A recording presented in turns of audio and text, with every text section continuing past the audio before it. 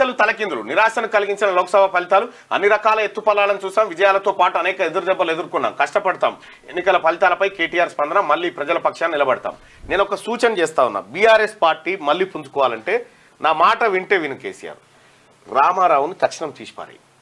ఏది working president post తీసేసి అతన్ని తీసేసి ఒక సామాన్య కార్యకర్త పరిమితం చేస్తే ఏమన్నా మెరుగు వస్తుంది. లేకపోతే ఈ కేటీ రామారావు వర్కింగ్ ప్రెసిడెంట్ హోదాలో ఉన్నప్పటి నుంచి మీరు చూసుకోరు అదే అహంకారం బీఆర్ఎస్ పార్టీ ఎట్లా డౌన్ అవ్వకుండా వచ్చిందో. ఇంకా మొత్తం పాతాళంలో ఇంకో 4 రోజులు ఉంటే మొత్తం సమాప్తయామి ఇంత పిండం పెట్టేసి వస్తాడు. నిజంగా ప్రజల్ని కూడా ఒకసారి అడుగుదాము, బీఆర్ఎస్ పార్టీ పతనానికి కారణం ఏంది?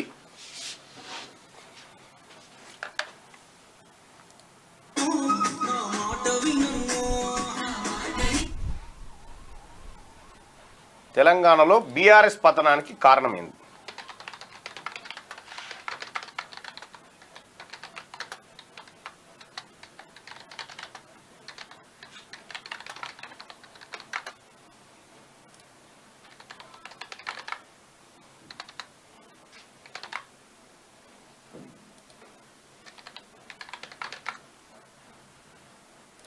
రైట్, తెలంగాణలో బీఆర్ఎస్ పార్టీ పతనానికి కారణం ఎవరు? ఎస్, ధ్రువరాటే చాలా చాలా గొప్పగా చేసిండు ఈ ఎన్నికల్లో.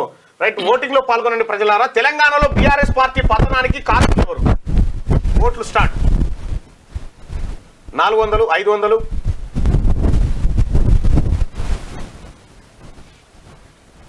700, 800, 900,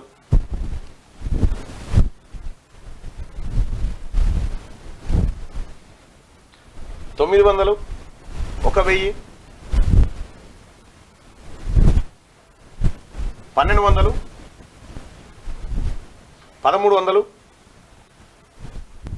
1400, 1500,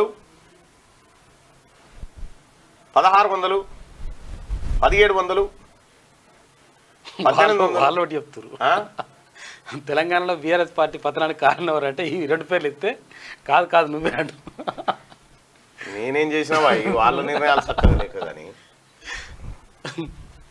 1 మినిట్ కాడ ఆగిపోయింది ఇది అట్లే. అరే అవును, కేటీఆర్ 82% మంది కేటీఆర్ కారణం అని చెప్తా ఉన్నారు. ఇప్పటికైనా కేసీఆర్ నేర్చుకోవాల్సింది ఏంటంటే, తెలంగాణలో బీఆర్ఎస్ పార్టీ పతనానికి కారకులు ఎవరంటే కేటీ రామారావు అని చెప్పి 181% మంది చెప్తా ఉన్నారు. నువ్వు కారణం అని 19% మంది. ఇక మీ ఇద్దరు కూర్చొని డిస్కషన్ చేసుకోరు.